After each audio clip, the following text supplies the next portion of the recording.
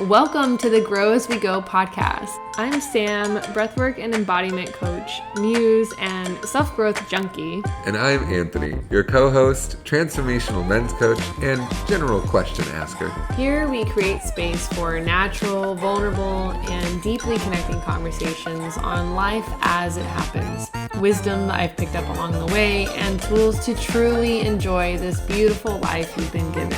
I want to appreciate you for being here, whether this is your first time or you've been here since the beginning. We love feedback here, so leave your thoughts and takeaways from this episode in the reviews section of this podcast. This also helps the podcast become a bit more relevant in search reviews. Another way you can support this podcast is by following me on Instagram at Samantha__Charles and take a screenshot of this episode to share it on your social media and share your takeaways so that your junkie friends can come and get their fix too. Hello. Welcome to Grow As We Go. I'm Sam and Anthony's here. Hello. Today we're going to talk about boundaries. Yeah, this is super good. One of my favorite topics that we came up with over the past few times. We have like 100 topics that we get to go through, which I'm very excited about. But boundaries has been a long-standing favorite of mine, and you and I have talked about it at length over the past year-ish and a half. Yeah, I think it's the concept of boundaries is a relatively new one to my world, believe it or not. Yeah. I think up until about a year or so ago, I just didn't have the language or awareness around it. And yeah, I think I was talking with my mom and a few of my cousins about boundaries, and it's just family of origin stuff. There's a lot of people pleasing that runs in my family pretty deep. And just boundaries. What the fuck is that?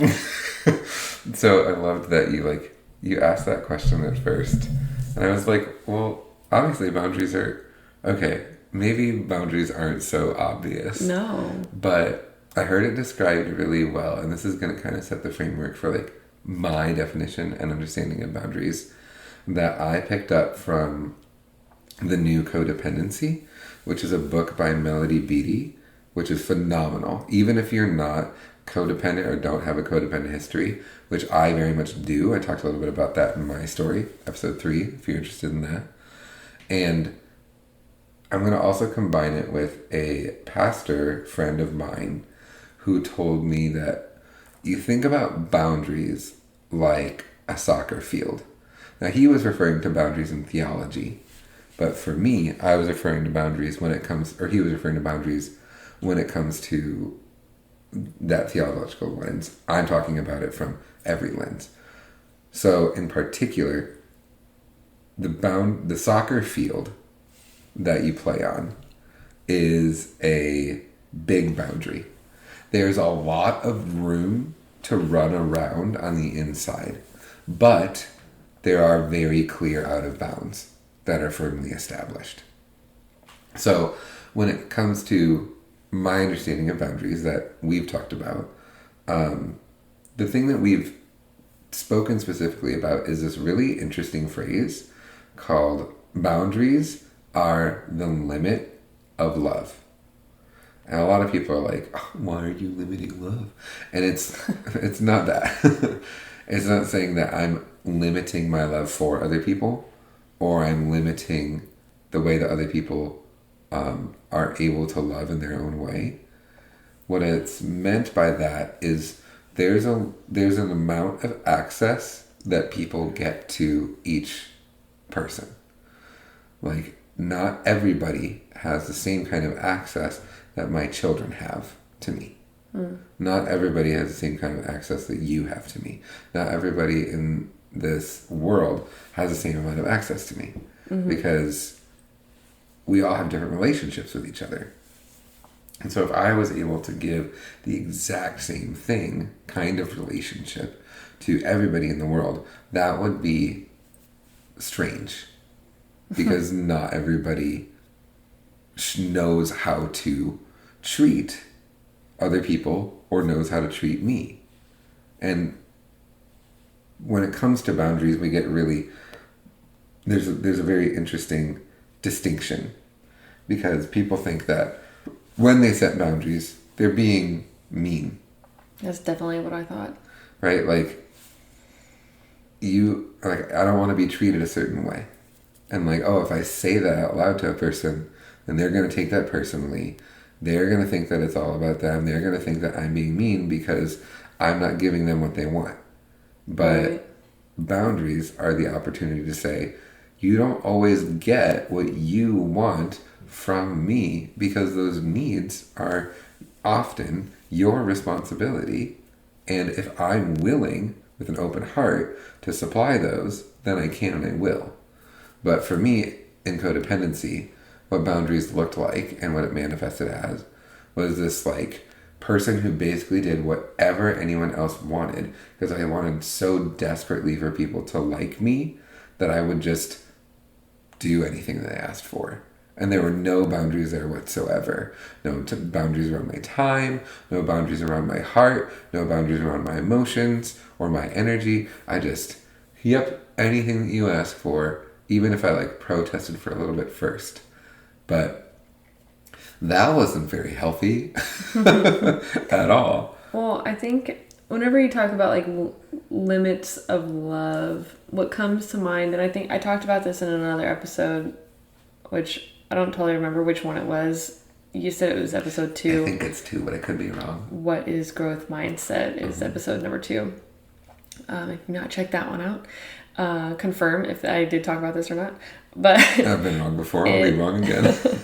The limits of love is like a willingness to reach out without the like detriment to yourself. And I think about, I shared about aliens, like, hold tight, stay with me.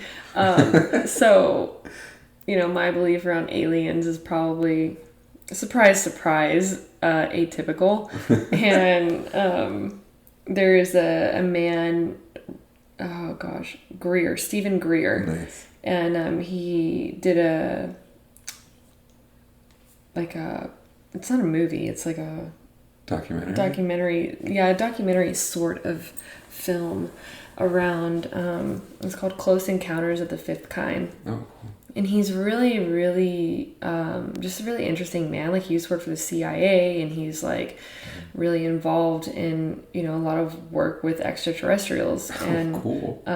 He's super loving and like just love and light. And the way that he talks about aliens and his experience with them is like that they're love beings, that they're like so much more advanced. And if they wanted to kill us, they could, like, with the drop of a hat, but like that's not, they come from love. Mm-hmm. And the reason that we don't encounter very many is, first of all, because we're like aggressive towards them, and also because of the way that like humanity is here, we are at a lower vibrational frequency of, there's a lot of fear and a lot of hatred and jealousy and like these lower vibrational emotions here on Earth, that aliens coming here who are like all love and light, it would be detrimental for them to lower themselves to come here.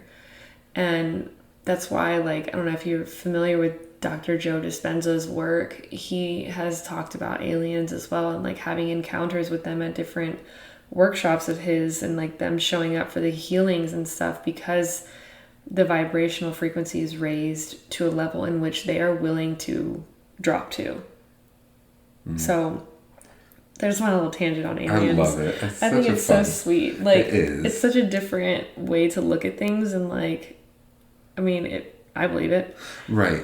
And we can hold space. Like, I think when people listen to something like this podcast or any podcast that's like, that's a cockamamie idea. It's like, okay, well, can you hold on for a second and think, like, if the world was like this, what kind of harm would a belief like that bring into the world?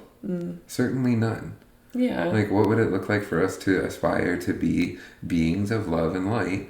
And how much greater can we empower ourselves with the idea that out there there are beings who are looking to serve with that level of love and light. I think that can be really an empowering belief to have. Yeah, for sure. And that's why I like Stephen Greer's work, because he that's what he does. You know, he's trying to educate people and support that, like, that they want to help us. Yeah. And help shift the world, you know? Yes. But anyway, back to boundaries. Right. So setting, you know, limits of love, and without doing detriment to yourself. And another thing that was coming to mind whenever you were sharing, and, you know, some recent writing and journaling that I've been doing around this sort of thing, is like my history of being like a pushover and like a doormat, essentially, and like taking on other people's emotions as if they were my responsibility. And I think that's another reason why, like, you know, you get like, I have been very perceptive and sensitive to energies in a way where it's really easy for me to take them on without people even fucking saying anything. And then so then I become a martyr and like suffering on their behalf. And they didn't even ask me to. And like just this whole thing. But what came to mind was whenever you were sharing pieces of your history, as well as like the giving tree. Ooh, and there's a rewrite of the giving tree where the giving tree has healthy boundaries. And I think it's like, whoa. Like if you've ever read that book, it's interesting to go back and read the giving tree that has boundaries. It's like, no, I'm not going to give you everything until I'm a stump. Yeah. Like I played that in class once. That, like, the reframe of it? Yeah. I'd like the original and then the reframe. People are like, whoa, it's so different. Yeah, it's really, really interesting. I know that there are people in here who are just like, oh, the giving tree, like that book defines me. Like, yeah, I mean, it's like I read it as a kid, and it's like one of those books, like, who's Silverstein? That's Charles Silverstein. Yeah, like he's got a lot of really incredible writings, and it's like, oh, really romantic. You know, I think that's another fucking problem with this world. Don't get me started. Is like. Maybe someone should do a podcast. The name of the podcast this episode will be what really grinds my gears. But like the problem with like society and romance and like these romantic novels and movies and like Romeo and Juliet and like just this like giving and like willing to die, and even that thing of like, oh, I would die for my kids. It's like, okay, but would you live for them? Ooh, and like, would you hold boundaries for them? Yeah. Would you show them what healthy boundaries look like? Gosh, that would have saved my life. Yeah, but you know, I think about, I forgot why I went off on that tangent, just like about there being the giving tree, right? It's like you give and you give and you give, and it's like, oh, that's really sweet of that tree to like give all it has. Like, well, what about the fucking tree? Right. And that greedy fucking man. Yeah. Ironic, it was a man. Not ironic. It's probably intentional. Anyway. Yeah, I mean, Charles Silverstein knew what he was doing. Like, that was the author's intention, is to realize, like, if you give every single thing that you've got. If you give a mouse a cookie. Oh, man. I've been talking with my kids about that recently, and I've been calling them little mice sometimes because it's like. God, it's so good. Boundaries! Yeah. Okay. You were talking about, and this is a good thing to talk about since we're on that, is, you know, let's talk about the difference between sympathy and empathy and compassion. Mm-hmm. So, like, when we feel bad for someone, like, oh man, this kid doesn't have any apples, like, all right, let me give him some apples, and then it's like, okay, I need more so I can sell them. And you're like, okay, yeah, I can give you all of my apples. Like, do I really need them? Like, the reason that it's not helpful, the reason that it's not helpful to give and give and give and not have any boundaries around that is because simply doing something out of a sense of feeling bad for someone else is really more about us than it is about them. Right? Like, that's more about, oh, I feel like crap. I'm going to try and make myself feel better by overcompensating for their crappy feelings right now. Yeah, that's an interesting little piece there around like the things that we do to help our inner world feel more at peace. Right. And like the emotions that we feel and that are uncomfortable or, you know, whatever. And it comes off as empathy, sympathy. And then it's like you're taking actions, just like Right. what you said, out of that place Right. instead of out of like somebody asked me for help. Right. And the empathy piece is really being able to understand where they are without taking on all those emotions for yourself. Right? Yeah. Like I can see where you're coming from, and it doesn't lead me to like fix the problem, quote unquote, right away. Like sympathy is more this like, oh, I feel with you, and I might like try and fix that problem because I want to take away the negative feelings myself. Empathy doesn't mean that the feelings that are present in that person are taken on as your own. Does that make sense? Yeah.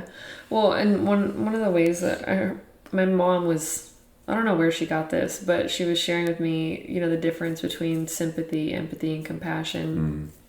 And it's like, sympathy is like, oh man, you're in that hole.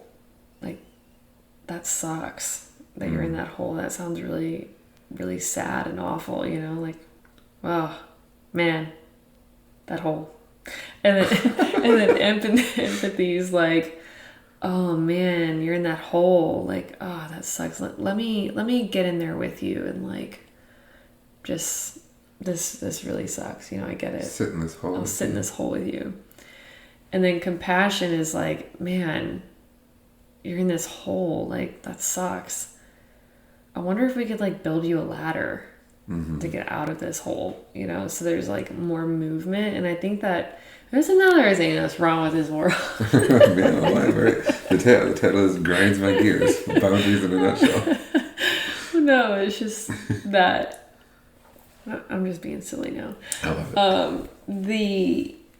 I feel like there's a lot of like an epidemic of empathy, sympathy, geared like therapy and like ways of relating, I guess. And I say that with, you know, having a history of been to a lot of talk therapy for many, many years and witnessing like, I mean, in myself and also in others, people coming and talking, and you get in this cycle, you're just like talking because you have an empathetic listener. And like even Gabor Mate talks about that. Gosh, this is just a spider web again. So Gabor Mate talks about trauma and the difference between like a traumatic event and like an event that isn't quite as traumatic, I suppose, that like stays stuck in your memory sort of thing, is the absence of an empathetic listener. Oh, that's interesting. It is. Yeah. Yeah.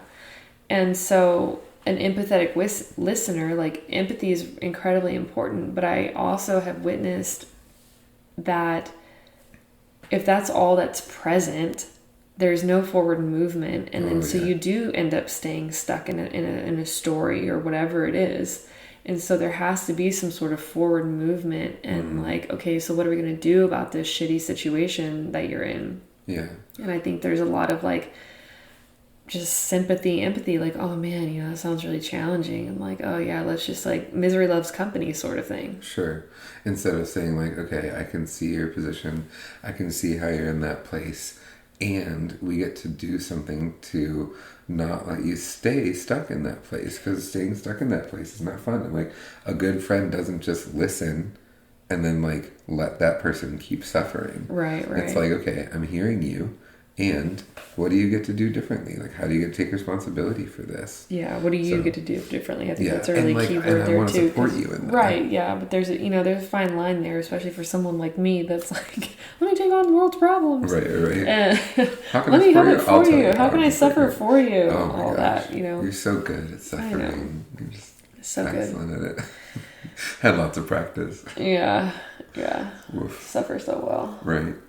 So, okay, so that's a good, like, those are good distinctions. And it's important to remember that sympathy and empathy are not the same, but they can have the same results if they're not accompanied with some sort of action. Right? Like, sympathy can also generate results, but those results come out of a place of, like, scarcity and trying to fix something that's negative in yourself or feels negative in yourself or uncomfortable in yourself, instead of like out of a place of like, okay, we're empowered and I'm empowering you to make this move forward.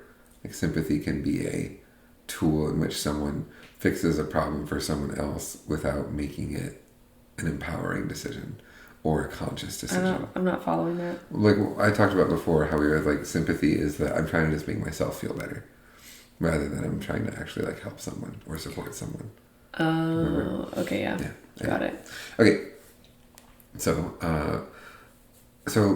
the essence of boundary setting is teaching other people how to treat us. So in the very depth of boundary setting, the key point is, are you showing up in a way that says, this is the way that I deserve to be treated, and that is how I expect other people to treat me? Does that make sense? Mm-hmm. Okay. Yeah, well, there's this saying that's like, I think I made a reel about this years ago. It's like, be careful what you tolerate, because all you're doing is teaching people how to treat you. Mm-hmm, mm-hmm. Yeah, so if like people are, for me, my experience at least, if people are making you responsible for their behavior, for their emotions, and you aren't saying, whoa, like that's not gonna fly with me. Okay, so whenever you say that, you're talking about if someone were to say like, oh, you're making me sad. Yeah, or you're making me so angry right now because you are not doing the dishes like I asked, or you're not doing. It's like, okay, there are a million reasons why that could have happened. Mm-hmm. And you're automatically making it about, you being angry, and like being able to hear what that person is saying while you also are taking responsibility for your own actions, your own behavior. That is a much more healthy way of doing that. And we expect people that we love and are close to us to be able to do that. And I can just hear someone right now going, oh, my family doesn't do that though. Or like, this person doesn't do that though. And I'm around them a lot. And the question that I get to ask then is a really hard question. The question is, do you need to set a boundary there? And we'll talk about what that looks like.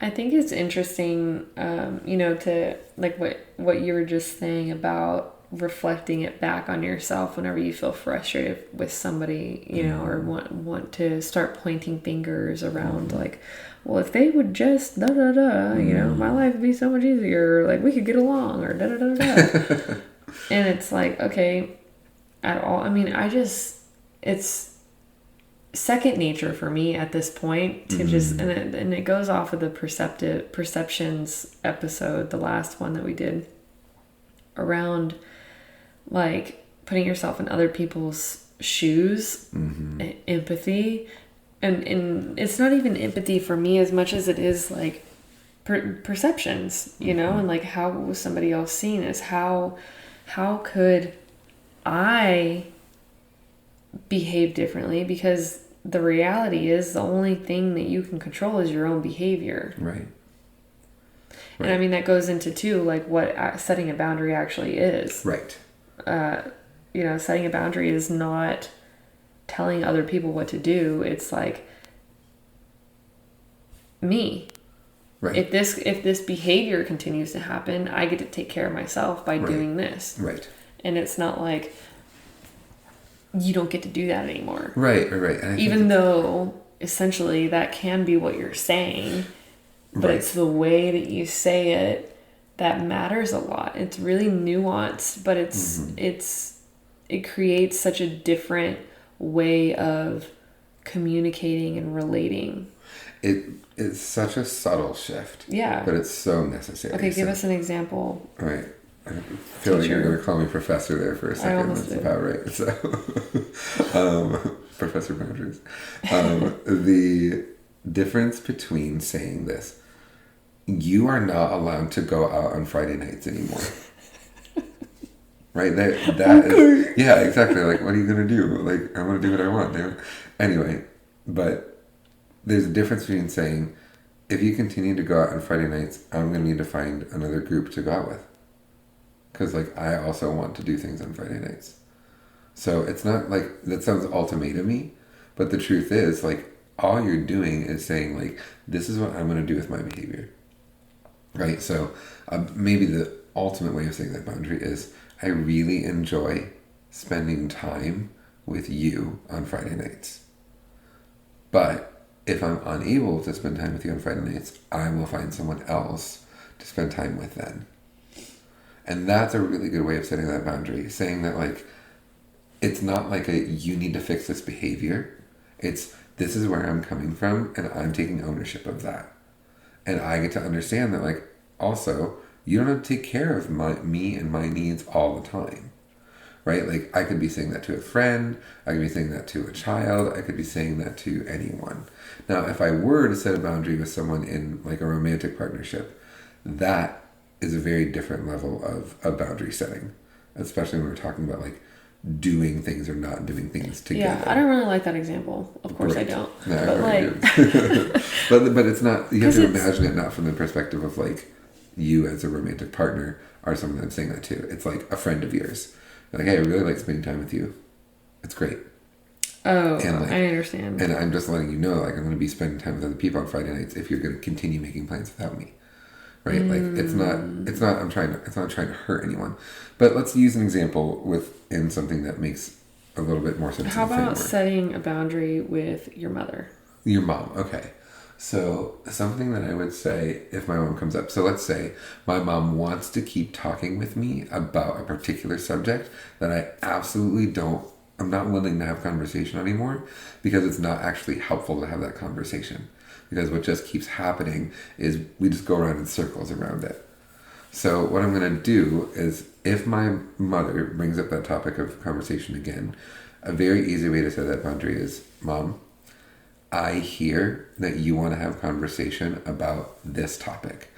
I'm not willing to have that conversation anymore because whenever I have that conversation, I feel unheard and I feel unseen. And I can take responsibility for that on my own. And it just doesn't feel aligned to have that conversation. So I'm going to choose not to have that conversation with you anymore. And if she says, well, don't you love me? Don't you care about me? Don't you want to hear about me? I get to hold space for that in a second and say, of course, talking about that particular subject does not take away from me loving and caring about you and wanting to hear you.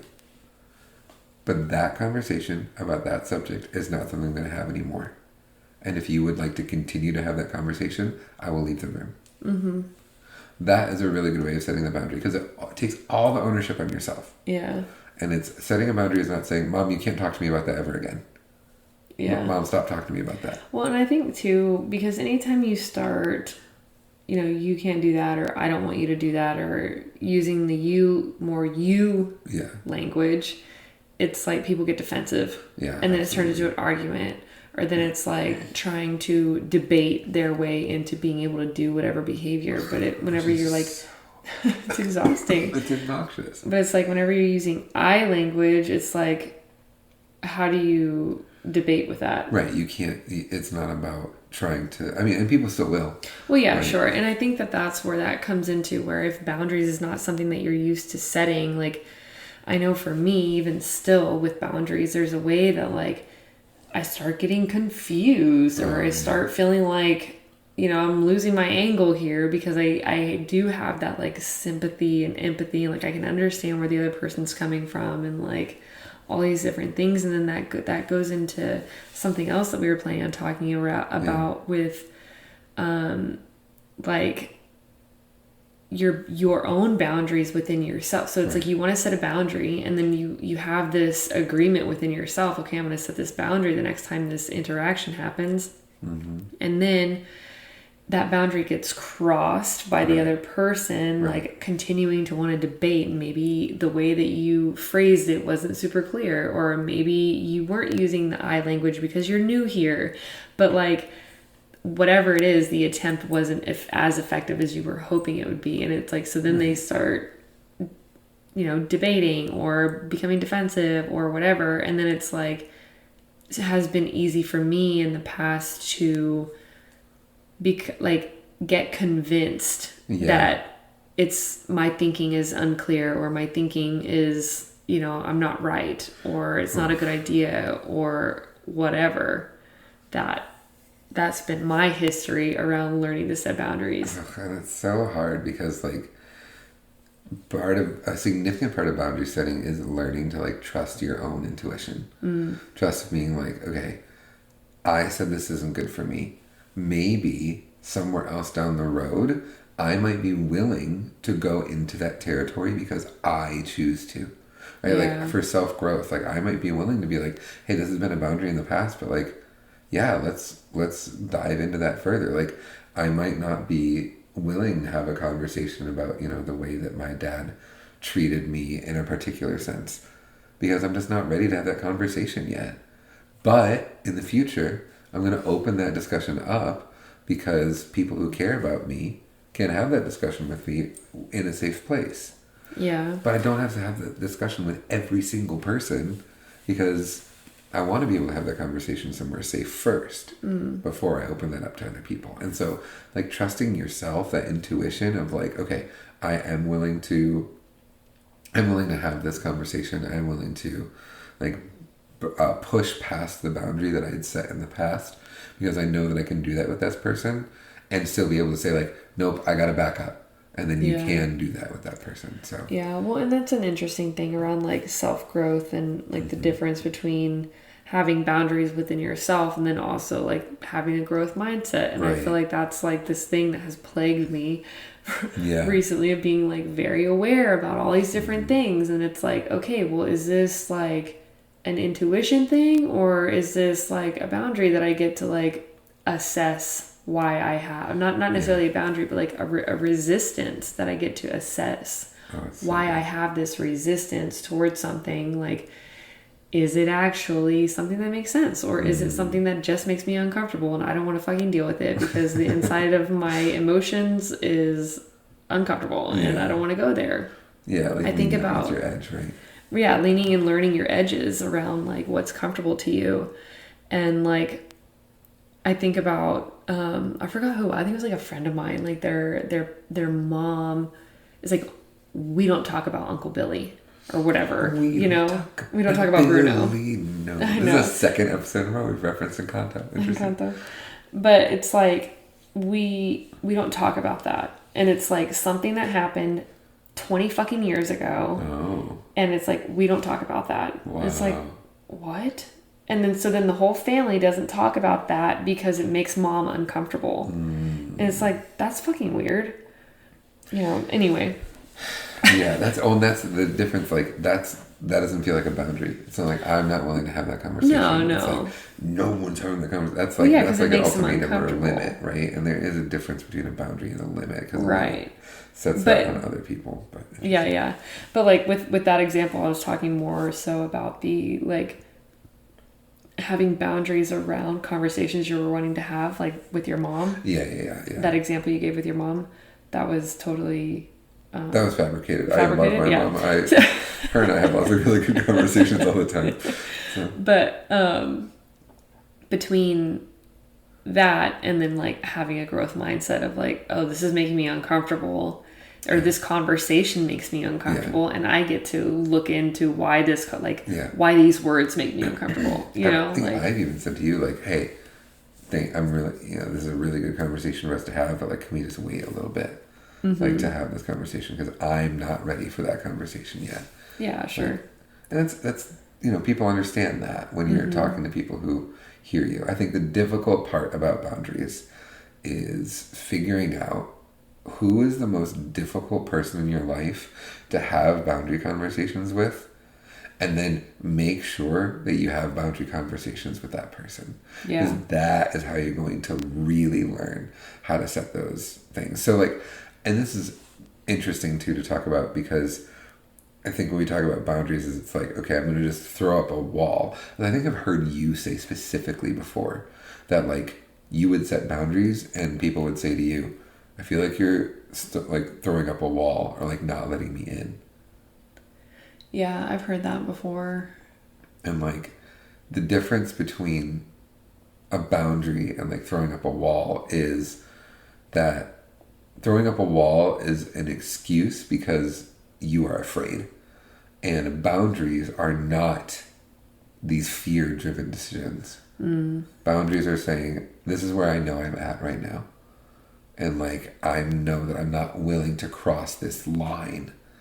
And you continuously crossing, someone else continuously crossing that line is not like something that ends up with the person who's setting the boundary being mean. It's remembering that like a person who continues to cross your boundaries, person who continues to push them, who continues to go try and bump up right against them as close as they possibly can, that person is not doing something healthy. They're not practicing healthy communication.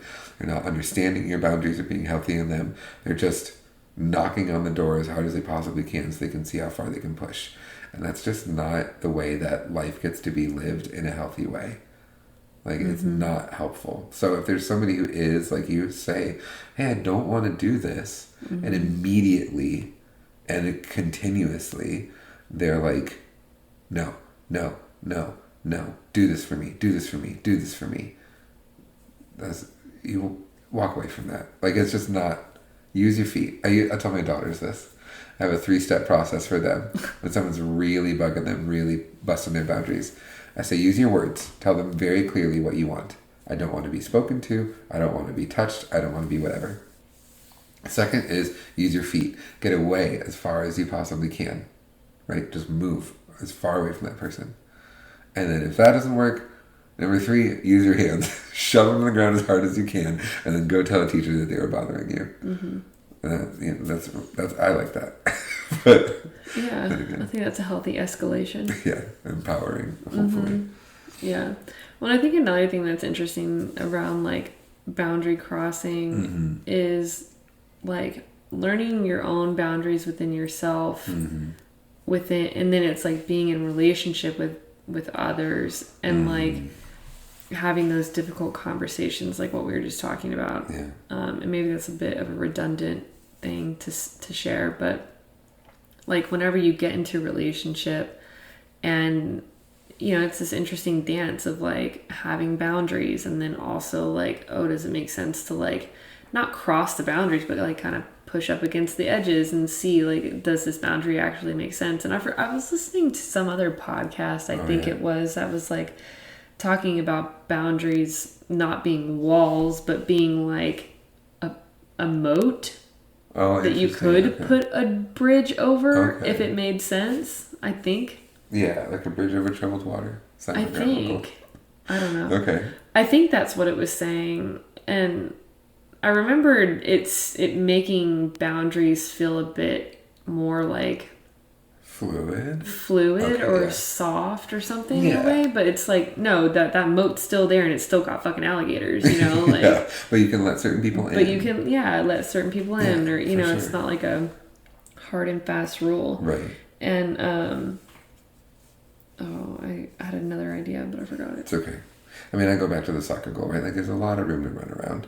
Like, it's not like I'm out here saying, like, if you're a new person and you meet me, you can know my name, and that's it. Like, you get to be open. What the hell? Right? Like, well, there are people, right? There are people like that. But they're like, I'm not going to tell anybody anything about me because it's all based on, like, fear and mistrust. So they set a boundary where, like, you're not going to know anything about me because you're just going to use any information you get against me. And, like, again, that's out of fear, and that puts up walls. And setting a boundary is saying, like, I'm experiencing a lot of, interrogation or probing from you as a new person, and like I'm gonna choose to like withdraw from this conversation because I don't feel comfortable having this conversation with you. Like there are lots of ways to set boundaries, but they all come back to it's me. Hi, I'm the problem. It's me. Like I'm gonna take responsibility for my own actions. I'm gonna take responsibility for my own boundaries, and when they get crossed, how do you respond? Do you respond to crossbar? And this is really powerful in parenting, or anywhere really, but helpful in parenting. When a boundary gets crossed, how do you then respond to that? Do you say like, okay, well, I guess it wasn't that big of a deal, and you let it slide? Or do you the tone of that groan tells me a lot. My eye roll. I didn't see. No, they couldn't see that, but I did see that too. Oh, I'm surprised it wasn't heard. I don't know what the sound of an eye roll is, but yeah, it's amazing how easy it is to just feel like, okay, it's not that big of a deal. But again, every boundary you set is an opportunity to teach people how to treat you. Yeah. Well, I think, that's what led me to being like this kind of pushover person is like, and I think about that with my kids, my boundaries with them have been really fluid and really, it's not been helpful. After learning about boundaries, I'm like, fuck, now I gotta like go back and, reverse this bad behavior that I've been. Not bad behavior. Well, it's not bad, but it's not ideal, Unhelpful, yeah. And this behavior that I've been like conditioning, Yeah. And so it's like harder to break, I think. Which, I mean, for everybody that's been in your life, I mean, you can ask the question of yourself. The listener, you, but I'm going to ask you in specific, and I wonder if people have the same answer, is like, have you been in a space where as long as someone pushed hard enough on your boundary, you would just let it go? Sure. Yeah. And I imagine you're not alone. Yeah. Yeah. And I think that like, that's been the thing for me around like being a pushover and being empathetic and like, it's not that big a deal. And just that phrase, it's not that big a deal. And I think about what that like means whenever I would say that, and it's like, okay, well, I'm not that big of a deal. That's and like right. It totally breaks your self-trust and your self-love. And it's like, well, they want this, but I want this. It's like, okay, it's not that big a deal. I'll fall on my sword. Right. Like, and so then it's like, it's a cycle. And then your self-worth is just out the fucking window. Right. So that's really the first place that you get to set boundaries, is not with everybody else in the whole entire world. You get to set boundaries with yourself. You get to say, I am willing to treat myself this way. I am willing to give myself this level of love. I am willing to give myself this level of pampering. I'm willing to give myself this level of gratitude, right? To thank myself for all that I'm doing. And I'm willing to give myself this level of like critique and criticism and growth in that sense, right? Like, how much are we actually able to say like, all right, I will accept that I am not perfect and that I can do things better, but I'm not going to accept me beating myself up about it. Right. Well, like, and I think for me, it's like I'm boundaries around like, I deserve a certain level of respect, like self-respect, and I think that that's an interesting thing, because growing up not having boundaries really modeled and definitely not talked about. And I mean, apple doesn't fall far from the tree. I feel like my mom is very like, willing to bend and placate, and placate's a good word too for like my own experience, but just like allowing things and like whatever other people want to do, whatever you want to do, what do you want to do? Well, I don't care. It doesn't matter to me. And like, sure, there's a time and place for all that. But like, if that's like, you don't ever, like you don't ever have a preference, like, but, oh man, I was going somewhere else with that. This is interesting that my memory's going away. Ooh. Frequently. The amnesia again. Well, I don't remember it was the tightrope episode, the first tightrope episode. You were like, I'm forgetting so But it's much. happened multiple times today. Oh, yeah. Well, I mean, and boundaries are hard. Like, let's, again, hold space for the idea that setting a boundary, especially when it has not been a normal part of your life and routine, is really hard. Because what you're going to end up going to is, if I set a boundary with this person, I might lose them in my life. Yeah, that's where I was going with it. It's like being placating in a way to save the relationship, and that's been my history. It's like, I will do whatever to stay in relationship, and I think a lot of people do that. Oh yeah. Again, Gabor Mate talks about stuff like this, where we do whatever we need to do to be able to stay in a relationship, because that means survival, and it's a very like, are you willing primal thing. Like, are you willing to? Do you want to hold on to the pain of not having that relationship anymore, or do you want to hold on to the pain of not being your authentic self? Right. Exactly. That's what he talks about. That's what. Yeah, that was his words. Those are not mine. That And- sounds brilliant, but I didn't do it. But I think around that too, it's like, they talk about like risking the relationship. Like, are you willing to risk the relationship to set a healthy boundary? And you risk, more times than not, you risk the relationship in order to get it. It's like if setting a boundary or speaking your mind or whatever is risking the relationship, then you didn't have that relationship to begin with. That's so true. But I think another thing around like not setting boundaries for me is like, okay, it wasn't role modeled, but also like even whenever I first started down this like path of setting boundaries, it was like, it felt mean, right? And like selfish, right. and people told you it was mean and told you it was selfish. Sure, but I think it's like, and not only setting boundaries, but for me it was being clear and unwavering that there was no like back door or like, oh, maybe this, or oh, I would like that. It's like, no, this and this. It feels very stern and very like, that's not my demeanor. Who am I? This is not like, this does not feel comfortable. This is not my home base, and I don't fucking like it. Well, and that's part of the pendulum swing of when you've never done something before, is you swing to the other side of the pendulum and it's so hard and it's so firm and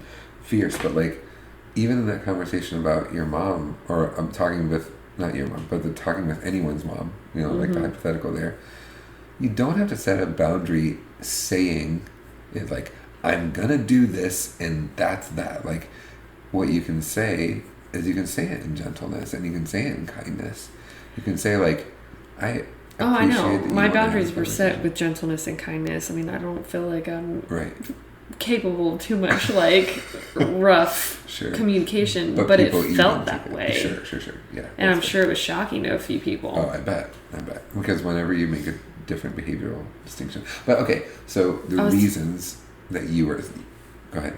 I was talking with my cousin about this recently around like, you teach people how to treat you, and like, she's made some shifts in a relationship of hers, and like setting boundaries and like behaving differently and not falling into that same patterned way of like relating with somebody really close to her. And it's like a fit being thrown essentially, and it's like, or the behavior shifting completely to than what they're used to each other. It just it's really interesting. And so it's like, once you mess with that, like, you teach people how to treat you sort of patterned way of being, once you start shifting that, you might be surprised the way people react, on both ends of the spectrum, as far as like acting like a child and like throwing a big fit, or like being really impressed by you and like a higher level of respect, or like, I mean, it could go a lot of different ways, but it's just really fascinating.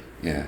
So like one of the ways that people can respond to you is through manipulation, even like, and that's that feeling of like, what the fuck, why am I having to argue for myself, is really annoying because you shouldn't have to prove that you are setting a boundary. You should just be able to set the boundary. But oftentimes manipulation leaves us feeling confused and muddled in our head. Yeah, for sure. I felt that before. Yeah, same. So setting boundaries, especially, right, in new places, and yeah. So I guess kind of to wrap up, right, the things that come up are like, if you're having difficulty with a person in your life that you're finding yourself feeling a lot of confusion or a lot of cloudiness, that's probably the person that it's hardest for you to set a boundary with. So I encourage you to set the boundary with them. And remember that boundaries are I language. I'm going to choose to do this. And I will say also, one thing that I have done in the past is like, whenever I'm going to set a boundary, I'll write it on a piece of paper. Brilliant. So that I don't forget or I don't get confused, because that's been my history, and I don't know if that's supportive to anybody. No, that's huge. Like, remember that your boundaries are worth protecting, because you're not, like you said, it's not a big deal.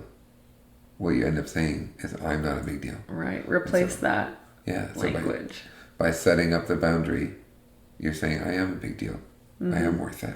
And I think too, like, sure, you can have conversations with people around whatever, like setting boundaries, and then like you can have conversations around your boundaries. But I think it would be good if you're new here at setting boundaries, like some people around here, to set the boundary and hold the boundary.